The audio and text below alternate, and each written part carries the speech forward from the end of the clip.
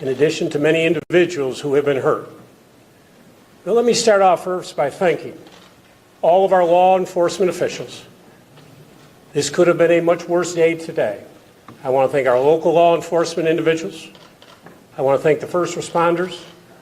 I want to thank all the state police, to the National Guard, and everybody else who was involved in today's activities. We planned for a long time for today's incidents. I also want to give a special thank you to the clergy who were here today, who helped us on the streets. I also want to thank those courageous UVA College students yesterday who last evening surrounded the statue of Thomas Jefferson to protect that statue. And I have a message to all the white supremacists and the Nazis who came into Charlottesville today. Our message is plain and simple. Go home. You are not wanted in this great Commonwealth. Shame on you. You pretend that you're patriots, but you are anything but a patriot. You want to talk about patriots, talk about Thomas Jefferson and George Washington.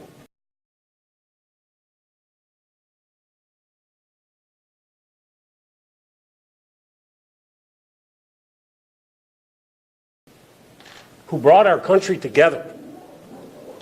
You think about the patriots today, the young men and women who are wearing the cloth of our country. Somewhere around the globe, they are putting their life in danger.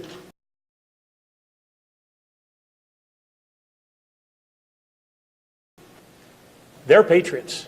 You are not. You came here today to hurt people. And you did hurt people. But my message is clear. We are stronger than you. You have made our Commonwealth stronger. You will not succeed. There is no place for you here. There is no place for you in America.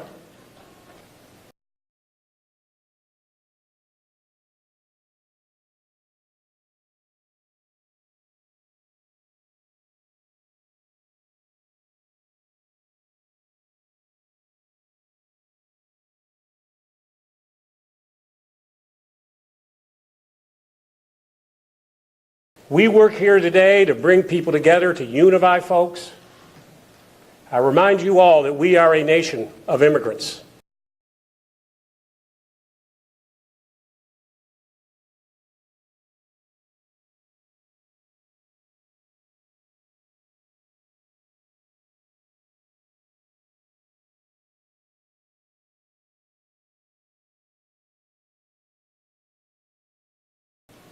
Unless you're Native American, the first ships that came to Jamestown, Virginia in 1607.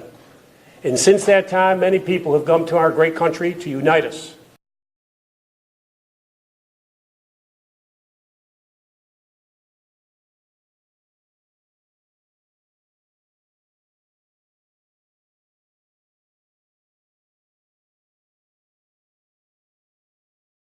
I will tell you right now, they don't look like Indians to me, and they don't look like the Indians. Now, maybe we say politically correct or not politically correct. They don't look like Indians to me, and they don't look like Indians to Indians. And a lot of people are laughing at it, and you're telling how tough it is, how rough it is to get approved.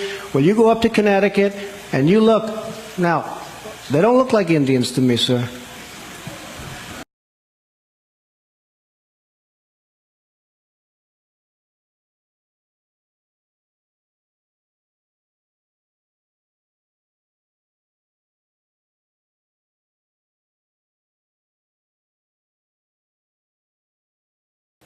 Our diversity, that mosaic tile of immigrants, is what makes us so special.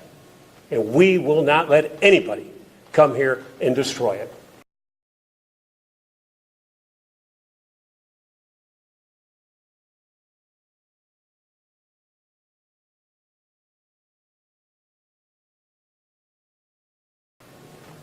So please go home and never come back.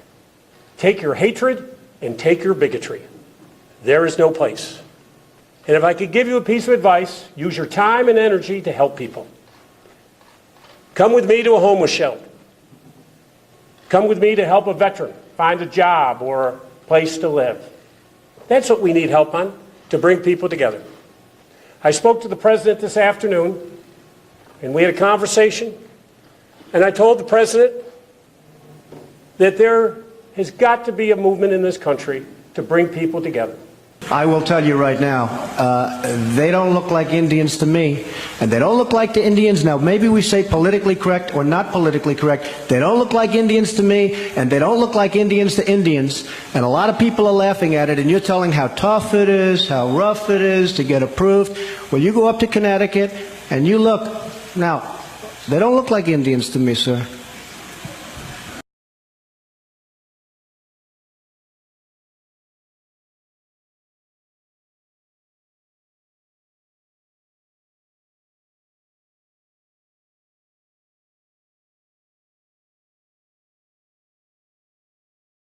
The hatred and rhetoric that has gone on and has intensified over the last couple months is dividing this great nation.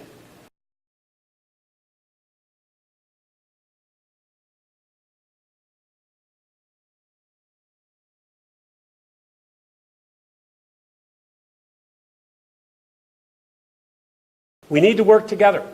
I told the president that twice. I'd be willing to work with you if we can work together to bring people together. But stop the hate speech, stop the rhetoric in this country. We have got to bring people together. But we are a great Commonwealth, and we are a great nation. And we are even stronger today because of those actions of those people who came with their bigotry and hatred.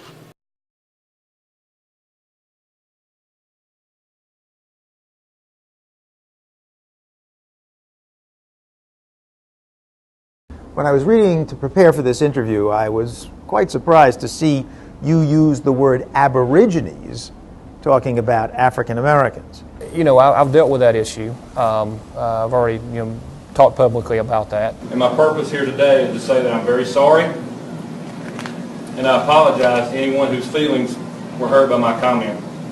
I've made very, very clear I don't know where that comment comes from. Well, from your subconscious. Well, I guess. I mean, it's not even a normal thing anyone would say, even if you meant something in a negative fashion. I don't know if you would pull that out. But for me personally, you can't just close down camp and stop trying to do the things that you think are right just because somebody, you may give them an unfortunate bit of ammunition. You still got to continue to fight on and do what's best for the state in the long run. And frankly, it's going to give me the opportunity to talk about things that I may never been able to talk about before. You mean the bill? Well, the bill, or talk about race relations issues, things like that. I mean, I have a freedom that a lot of people don't have because of that. Because you used the word aborigine. Because I've been through the fire, and I can talk to people, I can relate to people, I can let them know what kind of person I am, and we can talk about things that sometimes have been a little bit taboo. So because it allowed you to reach audiences you might not otherwise have reached, do you not regret saying it? I think it gives me some opportunities. I went and spoke to a group in the city of Birmingham. It was a city councilwoman's community meeting, probably 95% African American, and because of things that I regret, offhand remark I should not have made. Using the word aborigines. Right, offhand remark I should not have made. Which you don't want to say. Yeah, I know better. But what it allowed me to do, they actually listened to what I said, probably more than they would have anybody else, because they want to see, this is that guy, this is that person. And we discussed immigration, we discussed policy that deals with the county locally, and there was the ability to actually get across some things that may have surprised them.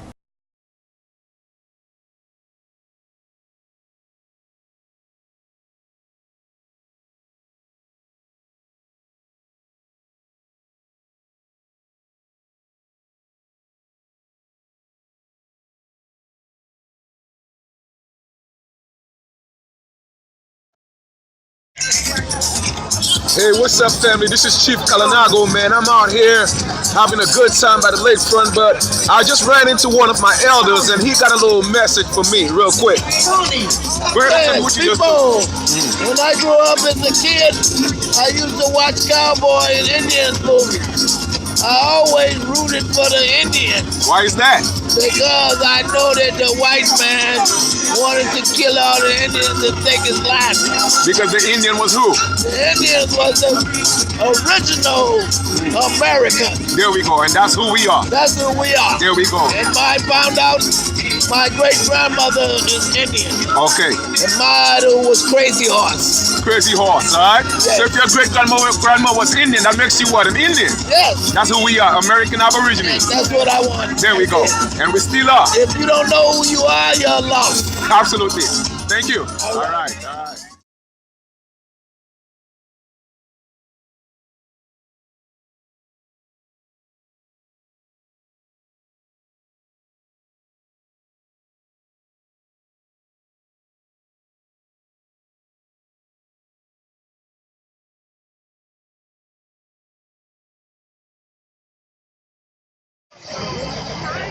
There's so much unfinished work in this country, and one of the most important things we need to do is repair our relationship with the people that first welcomed us. We need to know that when the Pilgrims and the Puritans arrived in this land, they weren't treated as aliens, they weren't treated as people that needed to be deported, they were treated as the hungry, the people who need to be clothed and fed and housed. And the indigenous people who were here at that time did those things for the newcomers of the world. And that's the basis of the great American story about how we treat immigrants to our country. So thank you for that. We owe you a great debt, and we need to pay it. All right, thank you. So this is Chief Kalanago. I'm here with Chris Kennedy. All right, he supports the indigenous people of this land, and we thank him for that. Thank you very much. Appreciate you. All right.